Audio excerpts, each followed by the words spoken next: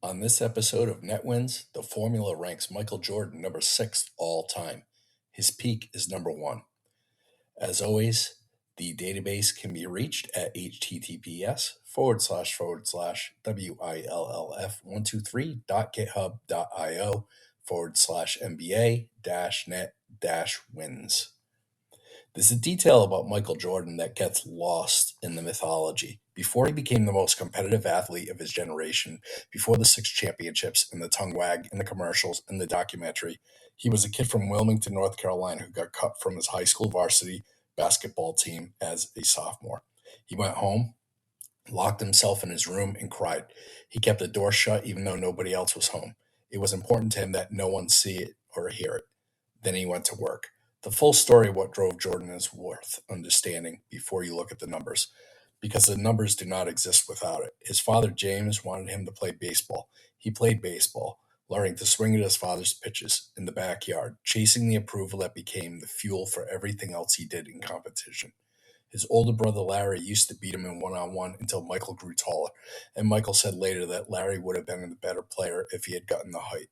He was always measuring himself against someone, always finding a reason the distance between where he was and where he needed to be was not yet closed. The Pistons knocked him out of the playoffs year after year. He got up every time. The bad boys were specifically designed to hurt him and wear him down, and he kept coming back until he figured out how to win through them. That process, the repeated failure, followed by adjustment, followed by the return, is what the formula eventually captured as 6 championships and the highest 3-season peak in the database. He had 79.5 regular season net wins and another 8.6 in the playoffs, combined for 88.2 over 15 years with an average of 5.3. At his peak in 95-96, he had 13.28 net wins, and his top 3-season average of 12.28 was the highest of any player in the database. The composite ranking of 6 comes from the career total. Jordan played 15 seasons, but 5 of them were either abbreviated or below his standard. The injury-shortened 85-86, the baseball retirement year that cost him 93-94, the partial return in 94 and 95 of 17 games, the lockout shortened 98-99 that he sat out entirely, and the 2 Washington seasons in 2001 through 2003 at the end. Those seasons dragged the career average down to 5.3, which is below Kareem, Duncan, Bird, and Magic. But the top 3 average tells a completely different story. Jordan's best 3 seasons produced an average of 12.28 net wins per year. That is the highest 3-year peak of any player in the database. Wilt Chamberlain's second at 11.95, Kareem's third at 11.89. Nobody else is close.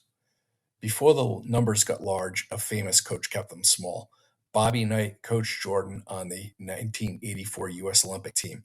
Knight was not a man given to easy praise. He said before Jordan played a single NBA game that he was the greatest basketball player he had ever seen. He told reporters, "I'm not sure I've ever been around anybody that wanted to win more or worked harder than Michael Jordan." The 1984 Olympic team defeated NBA All-Star squads in exhibition games before the games, and Jordan was the dominant force on a roster that included Patrick Ewing, Chris Mullin, and Charles Barkley. Knight saw something that the public would spend the next decade discovering. It was said of Dean Smith at North Carolina that he was the only coach who could hold Michael Jordan under 20 points per game.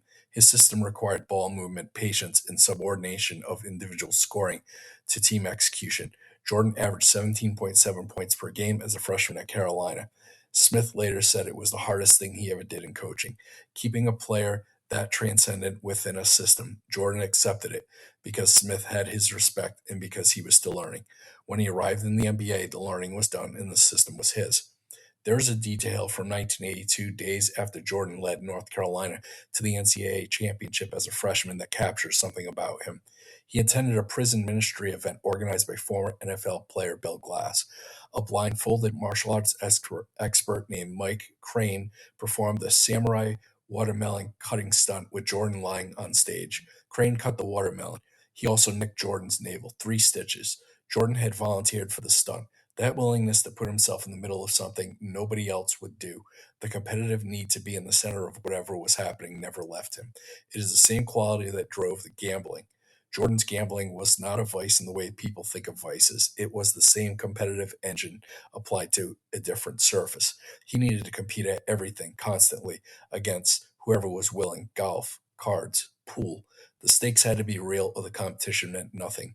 That need was what made him the greatest basketball player who ever lived. It was also what created the problems that followed him through the 1990s and may have contributed to the first retirement in ways that were never fully explained. The formula sees a genuinely excellent player on a bad team, his contributions partially absorbed by the losing context around him. He scored 2,313 points that year. The team went 38 and 44. The formula normalizes against the team's losing rate and finds a modest positive contribution. The second season, he broke his foot and played 18 games. The Bulls went 30 and 52. The formula records minus 0.79. Then the work that had always been there started showing up in the numbers. But before the championship run, there was April 20th, 1986. Jordan had played only 18 regular season games that year after breaking his foot. He returned for the playoffs and faced the 67-win Boston Celtics, the eventual champions. In the first round, he scored 49 points in Game 1. In Game 2, he scored 63 points in 53 minutes of double overtime basketball, breaking Elgin Baylor's single-game playoff scoring record, which still stands today. Larry Bird had 36 points, 12 rebounds, and 8 assists just to survive. The Celtics won. Afterward, Bird told reporters, "He's the most exciting, awesome player in the game today. I think it's just God disguised as Michael Jordan." Jordan's response when he read it: "I really couldn't believe he would say something like that. Here was a guy who had been in the league 7 years and was in a class I was trying to enter." That is the full picture of the moment. Bird, the best player on the best team in basketball, stunned into theology. Jordan, who had lost the game, focused only on the class he was trying to enter. The Celtics swept the Bulls in 3 games. Jordan went home and started preparing for the following season. From 1986 to 87 onward, watching the season log is like watching someone learn to bend a team's winning around their own will. In 1986-87, once again, Jordan had that .74, and it was a 40 and 42 Bulls team. He scored 3,041 points, the third highest single season total in NBA history. The following year, in 87-88, he had 5.79 net wins, the Bulls finishing 50 and 32. He also won the Defensive Player of the Year award. The following year, in 88-89, he had 5.04 net wins. In 89-90, 7.73. In 90-91, 9.38, with the Bulls finishing 61 and 21 and gathering his first championship. The following year, 91-92, he had 11.62 net wins for a 67 and 15 Bulls team in their second championship. 6 years of consecutive improvement, each year a better number than the last. Each year the team winning more games. The Pistons were beaten in 1991. The formula shows the climb clearly. Every season from 87 to 88 onward is positive and rising right up until the first retirement. Jordan retired in October of 93 after his father was murdered that July. He played minor league baseball for the Birmingham Barons and the Scottsdale Scorpions. He returned to the Bulls in March of 95 for 17 games. The official explanation was grief and a desire to fulfill his father's dream of watching him play professional baseball. That explanation is true as far as it goes. What surrounds it is more complicated. Jordan's gambling had been a known issue for several years. He acknowledged losing significant sums playing golf and cards. A book published in 93 by a golf partner detailed gambling debts in detail. The NBA under David Stern had been watching. There is a version of events never officially confirmed and firmly denied by the league in which Stern gave Jordan a choice: face a formal suspension for gambling violations or retire quietly. Jordan retired quietly.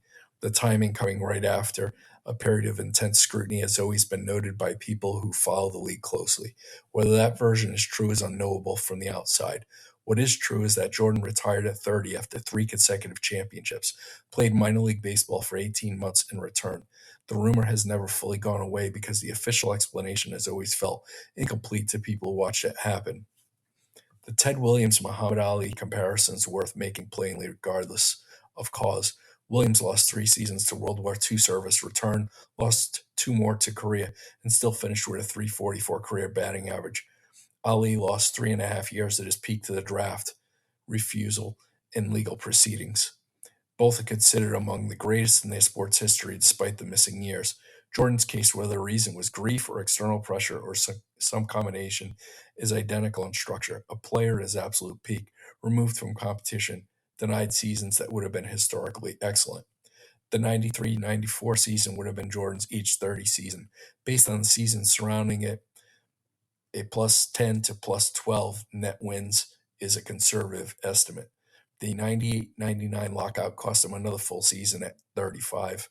The Washington years in 2001 through 2003 produced minus 1.32 and minus 1.02 respectively, dragging the career average down significantly. If you remove the Washington years and add back one conservative estimate for 93-94, Jordan's career average moves from 5.3 to somewhere above 6.5 per season. That would vault him from sixth to second or third in the composite rankings. The formula counts what happened.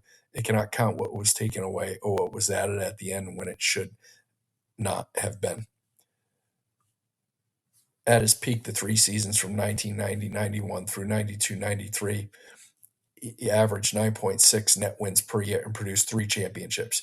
The 3 seasons from 95-96 through 97-98 are averaged 11.28 per year and produced 3 more. Those 2 runs are separated by the retirement in the baseball years. Together, they are the greatest sustained individual performance in the history of professional basketball by this measure. The 95-96 season produced 13.28, the second highest individual season in the database, behind only Wilt Chamberlain's 66-67 on a 72-win team at age 32 and his second full season back from baseball. The tongue wag on the way to the basket, the shrug after the 6 3-pointers in the first half against Portland, the shot over Byron Russell, the push-off or the clean move depending on your allegiance. All of it is there in the highlights. What the formula adds is the context. Each of those moments was part of a pattern of production that elevated teams from mediocre to dynasty, that turned the Bulls from a first-round exit into a 6-championship program, that that the formula measures as the highest 3-year peak it has ever recorded. The composite ranking of 6 reflects the career arc.